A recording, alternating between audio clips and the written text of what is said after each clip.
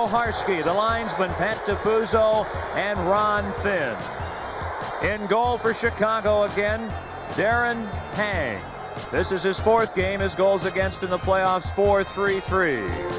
At the other end, of course, he's been in every playoff game. Greg Millen, his goals against, 3.5. The Blues can wrap it up tonight, give themselves a week rest until they would begin the Norris Division Final playoff series. A big crowd on hand at the arena. We're glad you're with us, and we're just about set to go. Well, I think the key here is, what do the Blackhawks do early? Their chances would be slim unless they come out firing. Here's Dan Kelly. Okay, Ken Wilson, immediately the Blues. Gino Cavallini to Brett Hull, moves in, shoots right on, and can't handle that shot as Hull moved in smartly on the right side. The Hawks clear it out, and Gaston Gingras back in action tonight after missing the latter part of Game 4 with a hyperextended elbow. To Gilmore to Hull. Penalty coming up to Chicago. Now as Payne gets possession, now the penalty called by Koharski against Bob McGill. And the Blues, in the first minute of this game, about to go on a power play. This is St. Louis Blues hockey. Bob McGill picks up a tripping penalty at the 23-second mark. At center ice, he tripped Doug Gilmore. Just 4 seconds into the game, Brett Hull let a shot go that tested Darren Pang more than he could ever imagine he would be tested before the 5-second mark. Blues have 7 power play goals in this series, a 22.6%. Here's Paderco. Back to Brett Hull on the left wing boards. Hull, number 16, shoots one and hit Nyland, the Chicago defenseman, and deflects up into the crowd. Dan, I think the last thing the Blackhawks would have wanted would be to watch the Blues power play in the first minute. But 7 for 31 are the Blues on the power play. The Blues scratches tonight: Cliff Ronning, Perry Turnbull, Mark Hunter, Steve Bozek, Robert Nordmark, Greg Paslowski, and Kent Carlson, called up yesterday from Peoria. Face-off won by the Blues. Hull back to Benning. Return to Brett Hull. Hull on the left wing boards. Across on right wing to Gilmore. Up Gilmore. Back on the point to Benning. In on right wing to McKechnie. Back to Gilmore in front to Hull. Shoots! Oh, he blasted that one just wide. And nobody saw that rocket, but it missed the net. We saw it when it hit the boards and bounced out. Here's Nyland over for Brown. Shot to center. Dennis Savard racing after it. Millen away out of the net. And plays the puck back of the goal to Gilmore. Gilmore behind the goal to Benning. 1:10 left in the penalty. Now the Blues break out with Benning. Coming to his own line. Into center ice. Into the Hawk zone. And that's offside at the Blackhawk blue line now with 1:03 remaining in the penalty to McGill of Chicago. Tony McKechnie had a brilliant 40-goal season. He just was outstanding in his first season with the Blues. 4 assists in the playoffs. Out with Paderco and Hull. Now Gilmore replaced by Gingras on 1 point, Benning on the other. In this game, just a minute 20 seconds old, Brett Hull has had 2 pretty good scoring chances. On the power play, let the blast go that no one could see. I know it whistled by the referee, Don Koharski. Had it hit him, who knows what would have happened. Here's Gilmore shooting it in. Pang missed it back of the net. And Ben Wilson back in the Hawk lineup. Clears it off the boards and down the ice. Gilmore back to the Blues in his own zone. Doug Gilmore spins to get away from Noonan to Gingras. He gets checked, and now Gilmore has to go back again. Gilmore out on left wing for Tony McKechnie. Blues pinned up in their own zone at this point. Now to Gilmore.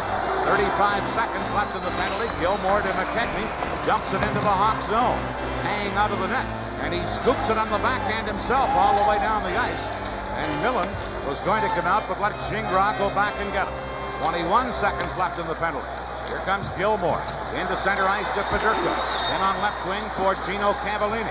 Gino on the left wing boards. Back to Gilmore at the point. Now to Roberts. In front to Cavallini. Shot it wide of the net. Sutter into the corner after it for the Blues. Gets help from Paderco. Now Paderco knocking it back of the net to Sutter. Sutter trying to center.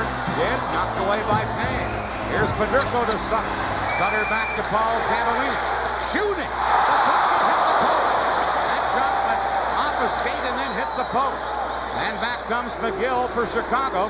He's back on the ice, so the Hawks have killed it off. Still no score. Roberts for the Blues in his own zone. Todd Ewan, who comes to center, playing it off the boards into the Hawk zone, and Payne leaves it there for Bob Murray. Murray behind the Chicago goal. Gives it to Everett Santapas. Santapas trying to break up. Mahar checked him, shot it back in, and Bob Murray. Now checked by Mahar. Shoots from a bad angle, paying the save on that. Bob Murray clearing it out to Santapas. Shot to center and then dumped back in by Paul Cavallini. And the little goaltender Paying back to get it, but then the play is called anyway on an offside at the Chicago Blue Line. You have to give the Blues the big edge, and a lot of it because of the power play opportunity through the first 3 minutes and 14 seconds of this game. The Blues had a couple of good chances on Paying. Paul Cavallini from the left point letting a shot go, seemed to be deflected, and Island was there, may have hit the post, but just missed, and really a scrambly play in front. The Blues doing everything but scoring. Bernie Fedorko was right there also. But the Blues off to a good start, Dan. As I look at the didn't hit the post, but hit Nyland's skate and went into the corner. Here's Troy Murray scooping it in for the Hawks. Back to get it is Gino Cavallini. Knocked it in behind the net to Timmy Bothwell. Bothwell for the Blues in this scoreless game. Being watched by Troy Murray. Fired it out of there all the way down into the Hawk zone. Payne lets it go. Nyland back to get it, and that's going to be an icing call against St. Louis. Face-off will come back to deep in the St. Louis zone. Blues about shot the Hawks 2-0, and two of their best shots from that power play missed the net completely. And the most noticeable thing about the Chicago Blackhawks and what their coach Bob Murdoch is doing here early in Game 5 is that they are feverishly forechecking. They are sending two men in, and not two men just in, but two men way in. They were doing it penalty killing. They're doing it now at even strength. And when you have a Troy Murray on one line, one of the best defensive forwards in the league, a Dennis Savard who can forecheck very well on another line, you're able to do that. But they've been sending two men in, and they know that if they cause havoc with the Blues defense in the Blues end, it can mean problems for St. Louis. Here's a line for Chicago of Savard, Vibe, and Santapas. Santapas had a couple of goals in Game 4 of the series. His first action in the series. He's playing with a broken hand. Blues win the faceoff, and Benning, back of his own goal, flips it off the boards to center. Manson shoots it right back in for Chicago. Ryan Sutter for the Blues comes up with it. Sutter clearing it into center ice. Savard knocks it down, and back to get it is Bob Murray. Key matchup here, the Blues have Mahar on the ice against Savard. Here's Santapas flipping it in. Herbie Ragland back to get it for the Blues. Ragland cleared to Benning. Benning and Murray battle for it. Now Vibe comes up with it. With Vibe getting tied up. Into the corner, and then Vibe got knocked down, and the fans love that. Sutter trying to clear it out. Couldn't. Vibe gets it again. Spun around, and the Blues will get a penalty here. Rick Mahar will go to the penalty box for pulling down Vibe. And now Chicago will get its chance on the power play. This is St. Louis Blues hockey. A hooking penalty to Rick Mahar at the 4:30 mark of this scoreless first period. He had been checked heavily in the corner by Vibe and just hooks Vibe down. No question about that call by Don Koharski. Chicago 7 for 23 on the power play in the series. A 30.4 percentage. And the Hawks have it right from the faceoff. Murray over to Troy Murray. Across to Savard, who was open but banned on it. And Brian Sutter back for the Blues. Sutter. And Game 4 hero Tony Herkus out to kill off the penalty. Now Steve Larmer to Rick Vibe. Into center ice to Savard. Savard shooting it in.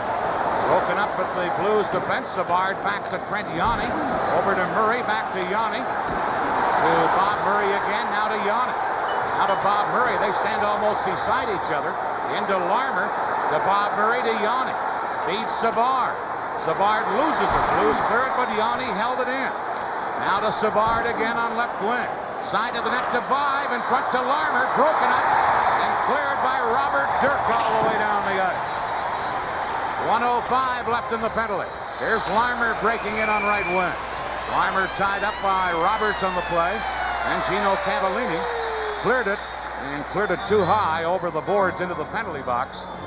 And we'll get a face-off back in the St. Louis zone. Still 59 seconds to go, and the penalty to Rick Mahar. Gino Cavallini on the ice, killing the penalty with Gilmore Roberts and his brother Paul. And Gino has been just splendid in this playoff series. And it's interesting, Dan, you pointed it out.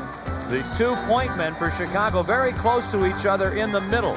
5 moments ago had a good chance, whirling in front, couldn't get his stick on the puck, nor could his teammate Steve Larmer.